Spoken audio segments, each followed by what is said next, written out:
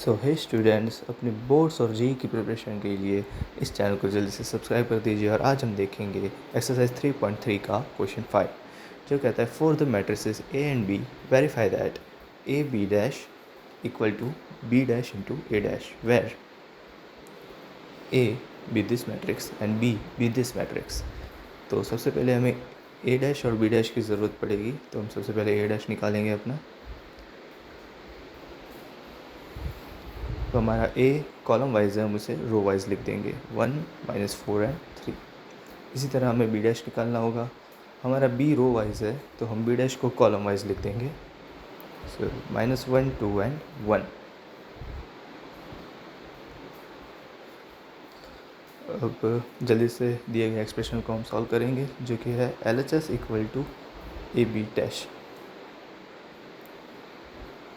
Okay, so यहाँ पे हमें सबसे पहले देखना होगा कि ए इंटू बी से बनने वाला प्रोडक्ट का मैट्रिक्स का ऑर्डर क्या होगा।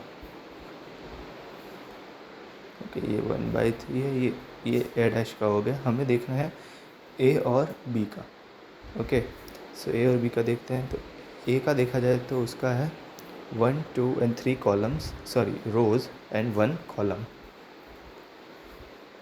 इसी तरीके से बी को देखें तो उसका 1 रो एंड 3 कॉलम्स है, 1 row and 3 columns.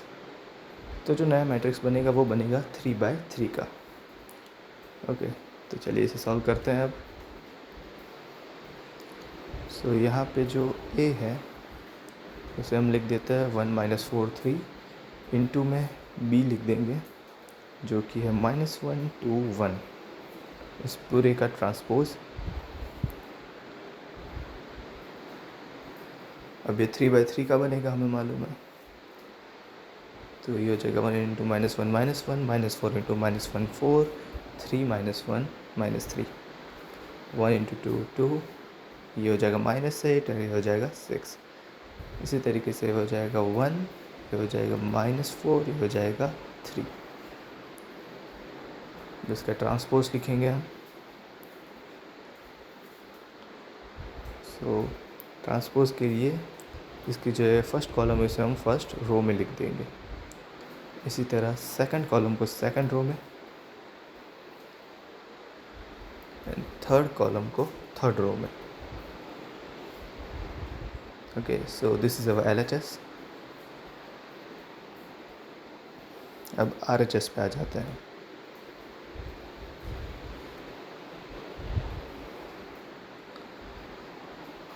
So RHS equal to B dash into A dash.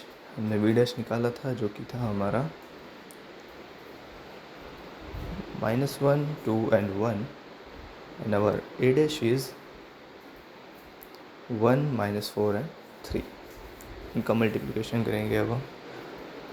ये भी 3/3 ही बनेगा। सो ये हो जाएगा -1 2 इंटू 1 2 1 इंटू 1 1 हो जाएगा।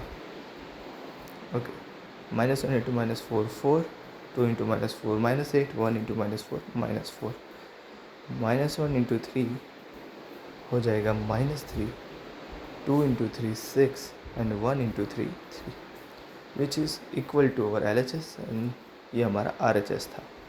तो इसके ऊपर से हम कह सकते हैं हमारा LHS इक्वल टू RHS। अब देखते हैं हम इसका सेकंड पार्ट, जो कहता है ए with this matrix and be with this matrix. तो उसके लिए भी सेम करेंगे। सबसे पहले ए डैश निकालेंगे, कॉलम वाइज को रो वाइज लिख देंगे 0 1 एंड 2।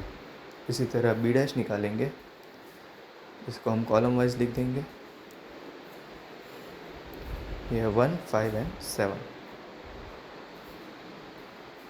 वही हम LHS को लिखेंगे equal to A into B का डैश। इसके लिए हम सबसे पहले ए को लिख देंगे हमारे।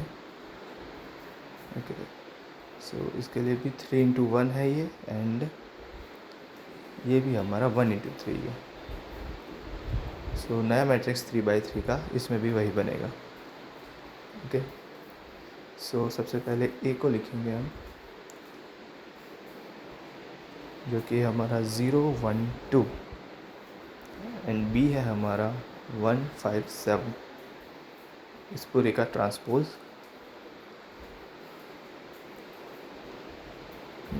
0 इंटू 1 हो जाएगा 0, 1 into 1 1, 2 into 1 2, 0 into 5 0, 1 into 5 5, 2 into 5 10, 0 into 7 0, 1 into 7 7, 2 into 7 14। अब इस पूरे का ट्रांसपोज ले लेंगे। सो ये 0 0 0 कॉलम में कन्वर्ट हो जाएगा, ये सेकंड कॉलम में और ये थर्ड कॉलम में। So this is our LHS। अब RHS पे आ जाते हैं।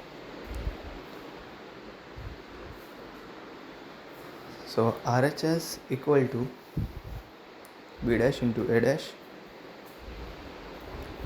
B डैश हमारा है 1 5 7 एंड A डैश होगा हमारा 0 1 एंड 2। सो मल्टीप्लिकेशन में इन तीनों को हम पहले अगर ज़ीरो के साथ करेंगे तो वो ज़ीरो ही हो जाएगा। ओके, तो इसे हम लिख देते हैं 1 इंटू 0, सबसे पहले 0 हो जाएगा, ये भी 0 एंड ये भी 0, then 1 into 1 1, then 5 and 7, then 1 into 2 2, ये 10 हो जाएगा और 7 के साथ 14, which is equal to our LHS। This is our RHS। तो फिर से हम लिख सकते हैं कि अवर